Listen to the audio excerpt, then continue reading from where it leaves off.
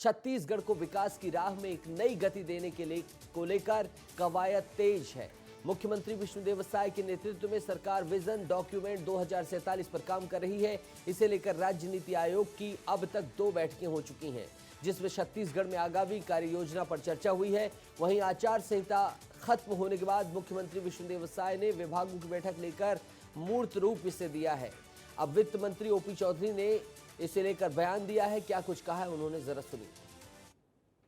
बेहतर निवेश के माध्यम से रैपिड इकोनॉमिक ग्रोथ को अचीव करते हुए हमने लक्ष्य रखा है कि आने वाले 5 सालों में जीडीपी को डबल 5 लाख करोड़ से 10 लाख करोड़ तक पहुंचाएंगे और 2047 तक छत्तीसगढ़ को विकसित छत्तीसगढ़ बनाने के लिए अमृतकाल छत्तीसगढ़ विजन @2047 ये विजन डॉक्यूमेंट हम बनाने जा रहे हैं। इसका काम प्रारंभ हो चुका है और हमारा लक्ष्य है कि 1 नवंबर सन 2024 को इसी साल यह विजन डॉक्यूमेंट छत्तीसगढ़ की जनता जनार्दन को विष्णुदेव साय जी की सरकार समर्पित करेगी। साय सरकार की उद्योग नीति पर कांग्रेस ने तंज कसा है। पार्टी के कांग्रेस संचार विभाग अध्यक्ष सुशील आनंद शुक्ला ने कहा है कि साय सरकार दिग्भ्रमित है। सरकार के पास कोई नीति नहीं है, न नियत है, न ही कोई कार्यप्रणाली है। इसके पास कोई नीति नहीं है, कोई नियत नहीं है, कोई इनकी कार्य योजना नहीं है। पिछले 5 महीने में इन्होंने उद्योग को बर्बाद कर दिया है। इन्होंने व्यापारियों को परेशान कर दिया है। जीएसटी की छापेमारी, ई-वे बिल बंद करना, उद्योगों का बिजली कटौती करना, तमाम तरीके के परेशान करने के बाद अब बोल रहे हैं नई औद्योगिक नीति लाएंगे। यह सरकार नहीं चला रहे हैं, एक संगठित गिरोह चला रहे हैं। छत्तीसगढ़ में नक्सलियों के विरुद्ध सरकार ने प्रदेश से पूर्ण रूप से नक्सलवाद का सफाया को लेकर अभियान छेड़ रखा है, जिसके तहत लगातार कार्रवाई हो रही है। सरकार की तरफ से साफ तौर पर नक्सलियों से हथियार डालकर मुख्य विचारधारा से जुड़ने की अपील की जा रही है। इसी के तहत आज दंतेवाड़ा में 10 नक्सलियों ने हिंसा की राह छोड़कर लोकतंत्र और संविधान में विश्वास जताते हुए सरेंडर किया है। आपको बता दें, ये सारे ही नक्सली इंद्रावती एरिया कमेटी में सक्रिय थे। इंद्रावती एरिया कमेटी के 10 माओवादियों ने आत्मसमर्पण किया है। उपरोक्त सभी माओवादी इंद्रावती एरिया कमेटी में रेखावाया जनताना सरकार के अंतर्गत मिलिशिया सदस्य, सीएनएम सदस्य एवं डीएकेएम सदस्य के रूप में कार्यरत थे और पुलिस अधीक्षक दंतेवाड़ा द्वारा सभी आत्मसमर्पित माओवादियों के लिए नक्सल पुनर्वास नीति के तहत 25-25 हजार रुपये की प्रोत्साहन राशि प्रत्येक को प्रदान की गई है। छत्तीसगढ़ के पहले मुख्यमंत्री अजीत जोगी की आज 4थी पुण्यतिथि है। स्वर्गीय अजीत जोगी की 4थी पुण्यतिथि में उनके समाधि स्थल पर आज सर्वधर्म प्रार्थना सभा और भजन संध्या का आयोजन किया गया। गौरेला के ज्योतिपुर स्थित समाधि स्थल पर आज शाम कई दिग्गज श्रद्धांजलि देने उपस्थित होंगे। बता दें कि पिछले साल जोगी परिवार ने उनकी 3री पुण्यतिथि रायपुर में मनाई थी। इस साल समाधि स्थल के काम को लगभग पूरा कर लिया गया है और जोगी निवास गौरेला में उनकी 4थी पुण्यतिथि का कार्यक्रम आयोजित किया जा रहा है। इस कार्यक्रम में उनके पुत्र अमित जोगी, पत्नी डॉक्टर रेणुका जोगी, बहू ऋचा जोगी, नाती अयान जोगी सहित जोगी परिवार सदस्य उपस्थित रहेंगे। सरगुजा भीषण गर्मी से उबल रहा है, जिसके चलते बिजली की हालत भी खस्ता होती जा रही है। इस नौतपा में बिजली की खपत भी 40% बढ़ गई है। नौतपा में बिजली की समस्या गंभीर हो गई है, लेकिन इसके बाद भी बिजली विभाग के अफसर लापरवाही बरत रहे हैं। लापरवाही की बात हम इसलिए कह रहे हैं क्योंकि गर्मी शुरू होने से पहले विभाग बिजली का मेंटेनेंस करता है, लेकिन इसके बाद भी गर्मी शुरू होते ही बिजली गुल होने की समस्या बढ़ जाती है। और जो ये पारा चल रहा है और बिजली गुल हो रही है, जरा इसे समझिए। सरगुजा में तापमान 43 डिग्री सेल्सियस तक पहुंचा है। आम दिनों में 90 मेगावाट बिजली की खपत होती है। गर्मी के चलते बिजली की खपत 130 मेगावाट पहुंची है। सामान्य दिनों में 60 से 70% बिजली कटौती की शिकायतें आती हैं। अब हर रोज 200 शिकायतें आ रही हैं। हर रोज ट्रांसफार्मर फेल होने की खबरें आ रही हैं। बिजली मेंटेनेंस करने वाले कर्मचारियों के आधे पद खाली हैं। तो ये समस्याएं हैं जिनसे ये क्षेत्र गुजर रहा है। ग्रामीणों ने तमाम शिकायतें की हैं और अपनी समस्याएं बताई हैं और उसी को लेकर ये तमाम खबर बताई गई है आपको। जशपुर जिले के लोदाम पुलिस को मवेशियों से भरे पिकअप वाहन पकड़ने में सफलता हासिल हुई है। बता दें कि पुलिस को यह सूचना मुखबिरों से मिली थी। पुलिस ने पिकअप वाहन को रोकने के लिए सड़क पर कील बिछाकर घेराबंदी की। इस घटना में मवेशी तस्कर फरार हो गए। फिलहाल पुलिस ने अज्ञात आरोपियों के खिलाफ पशु क्रूरता अधिनियम के तहत मामला दर्ज कर लिया है। गौरतलब है कि एसपी शशि मोहन सिंह के आने के बाद से ही मवेशी तस्करों पर लगातार कार्रवाई हो रही है। आज जो गाड़ी मिली है उसमें 9 जानवर मिले हैं और ये लगातार अभियान चल रहा है। पिछले हफ्ते भी हम लोगों ने 2 ऐसी कार्रवाई की थी और इन पशु तस्करों के ऊपर पूरी तरीके से लगाम लगाया जाएगा। लगातार इस तरह का अभियान जारी रखा जाएगा। इनके खिलाफ में पशु क्रूरता अधिनियम की धारा की अपराध पंजीबद्ध कर लिया गया है। आगे एक वैधानिक कार्रवाई की जा रही है। बात करते हैं कुख्यात गैंगस्टर लॉरेंस विश्नोई की, जिसे रायपुर लाने की तैयारी हो रही है। बता दें कि लॉरेंस विश्नोई के साथ साथ अमन साव को भी रायपुर लाया जाएगा, जहां पूछताछ के लिए रायपुर पुलिस दोनों को कोर्ट ले जाएगी। आपको बता दें कि लॉरेंस और अमन पर रायपुर और रायगढ़ के कोयला कारोबारियों की हत्या की सुपारी देने का आरोप लगा है। कोयला कारोबारियों की सुपारी लेने वाले पप्पू सिंह और शूटर रोहित स्वर्णकार ने इन दोनों के नामों का खुलासा किया था। बताते चलें कि फिलहाल लॉरेंस हरियाणा और अमन झारखंड की जेल में बंद है। बात जशपुर जिले की करेंगे।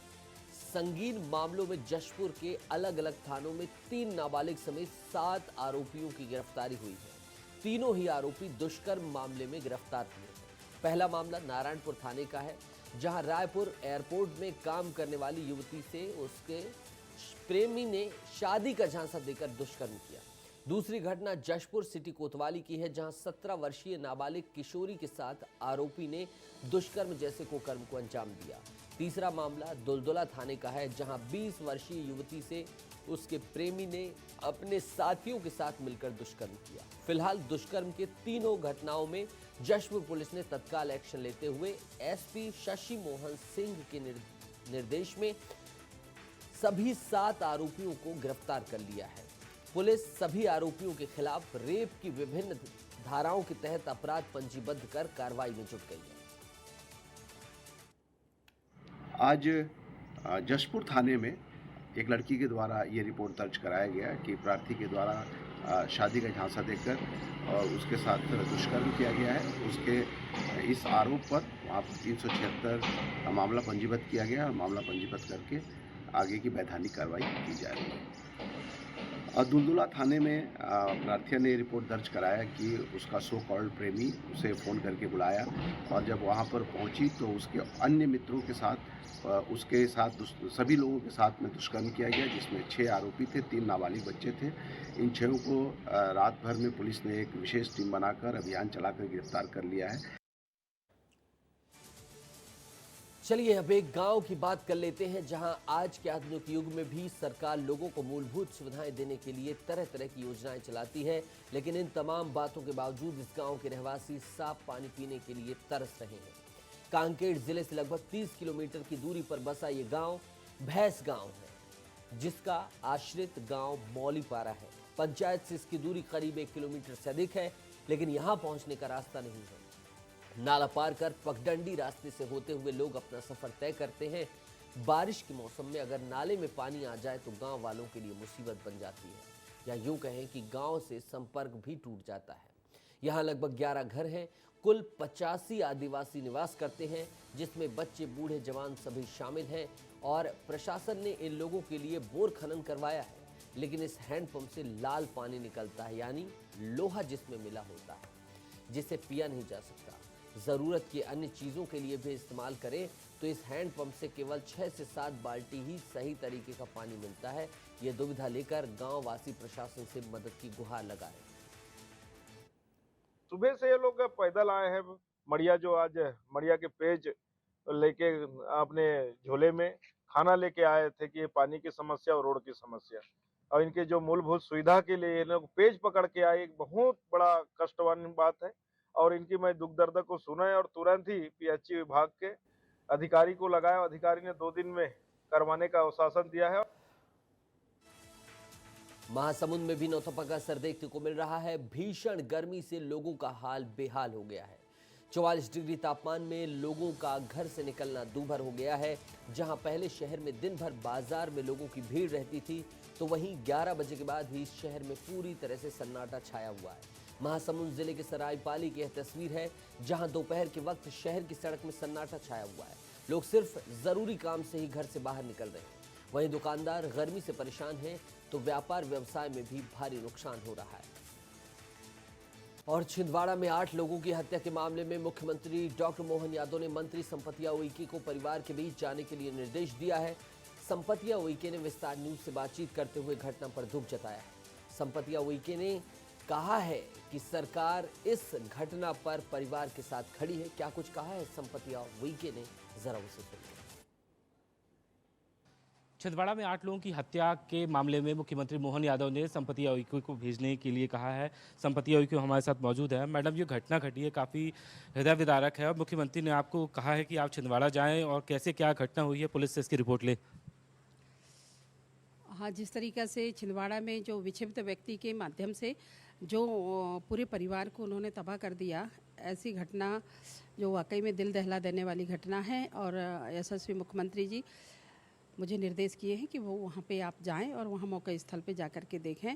और मैं अभी बस निकलने ही वाली हूँ और वहाँ जा कर के चूँकि अंत्येष्टि में भी शामिल होंगी और वहाँ पे क्या घटना में पूरे गांव वालों के साथ भी, समाज के साथ बैठूंगी, मिलूंगी, चूँकि मैं एक परिवार की सदस्य भी हूँ। जो घायल व्यक्ति है, एक लड़का जो अभी हॉस्पिटल में एडमिट है, उनके भी हाल चाल जानने वहाँ पे पहुँचूंगी। यदि वो ज़्यादा गंभीर है तो उसको रिफ़र करने के लिए माननीय मुख्यमंत्री जी ने निर्देशित किए हैं कि डॉक्टरों से मिल करके वहाँ से उनके हाल चाल जान करके और उनको कोई अच्छे हॉस्पिटल, चाहे नागपुर हो, दिल्ली हो, कहीं वहाँ पे रिफ़र कराएंगे और उसके इलाज के लिए जो भी धनराशि लगेगी वो माननीय मुख्यमंत्री जी ने कहा है कि उसके लिए जितना भी लगेगा वो माननीय मुख्यमंत्री जी सरकार वहन करेगी। ये मंत्री संपतिया उइके हैं जो छिंदवाड़ा के लिए निकल रही हैं और जाके तमाम सारे एंगलों में पुलिस से बातचीत करेंगी। आखिर कारण क्या रहे कि एक ही परिवार के 8 लोगों की हत्या हो जाती है और ये बात निकल के सामने है कि जो युवक ने हत्या की है वो पूरी तरीके से मानसिक रूप से विक्षिप्त है। हालांकि सरकार की तरफ से मंत्री का ये भरोसा है कि एक जो बच्चा है जो घायल कंडीशन में है उसको इलाज के लिए कहीं पर भी भेजा जाएगा जिससे उसको बेहतर इलाज मिल सके। कैमरामैन दीपक शर्मा के साथ विवेक पांडे, विस्तार न्यूज़, भोपाल। और मध्य प्रदेश के बैतूल जिले में 8 नर्सिंग कॉलेज अनफिट होने के बाद भी संचालित किए जा रहे हैं। बता दें कि उच्च न्यायालय के आदेश पर जब सीबीआई जांच हुई थी तो कॉलेज में पर्याप्त सुविधाएं नहीं पाई गई थी। ऐसे में इन 8 कॉलेजों को अनफिट करार दे दिया गया था।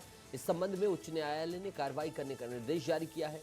चिकित्सा शिक्षा विभाग के आयुक्त द्वारा सभी जिलों के कलेक्टर को अनफिट पाए गए नर्सिंग कॉलेजों की सूची भेजी गई है और कार्रवाई करने का निर्देश जारी किया गया है। 4 जगह से मान्यता प्राप्त करनी होती कॉलेज चलाने के लिए प्रति वर्ष जब हम इनसे इंस्पेक्शन के बाद या लोकल वर्ड में कहा जाए कि इनसे छन्ना लगने के बाद हमें मान्यता दी जाती है। उसके बाद ही हम बच्चों का एडमिशन लेते हैं और सारी प्रक्रियाएं होती है, हमें परमिशन लेटर्स मिलते हैं।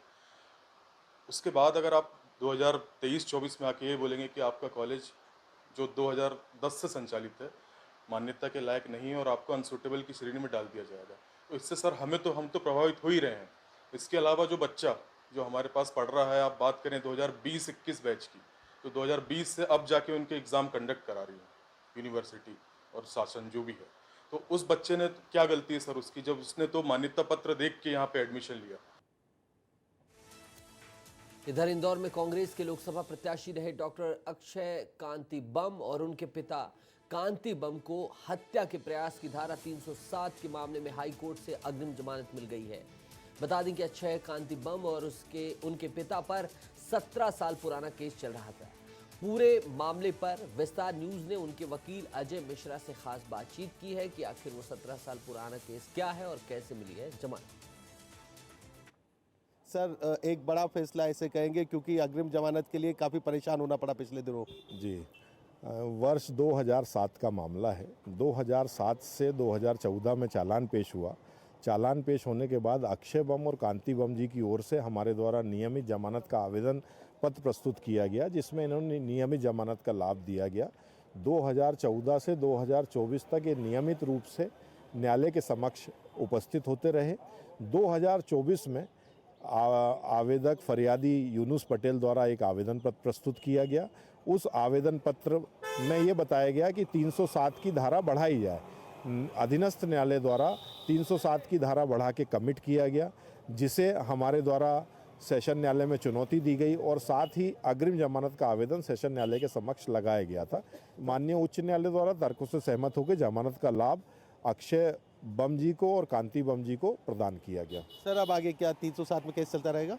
नहीं, 307 का जो ऑफेंस बढ़ाया गया है उसको भी हमने चुनौती दी है क्रिमिनल रिवीजन में, जो कि सेशन न्यायालय के समक्ष जुलाई में उसकी तिथि लंबित है, जिसमें हमने बताया है कि प्रकरण को तथ्यों को दृष्टिगत रखते हुए इसमें 307 की धारा नहीं बढ़ाई जा सकती। सर 8 जुलाई को कोर्ट में पेश होने के आदेश भी दिए हैं जिला कोर्ट ने, तो क्या आप वो कोर्ट में पेश हो पाएंगे? चूँकि अग्रिम जमानत प्राप्त हो गई है, इसलिए अग्रिम जमानत की जैसे ही सत्यापित प्रति प्राप्त होती है वैसे ही हम कल नियमित रूप से जमानत को फर्निश करने के लिए अधीनस्थ न्यायालय के समक्ष उपस्थित होंगे। जी, तो अजय मिश्रा जी बता रहे हैं कि अग्रिम जमानत मिल चुकी है और अब कहीं न कहीं इस पूरे मामले में अक्षय बम और उनके पिता कांति बम बचते हुए नजर आ रहे हैं। पुनीत विजयवर्गीय, विस्तार न्यूज, इंदौर। और लोकसभा चुनाव के नतीजे 4 जून को आने हैं, लेकिन कांग्रेस ने पहले ही जश्न की तैयारी शुरू कर दी है।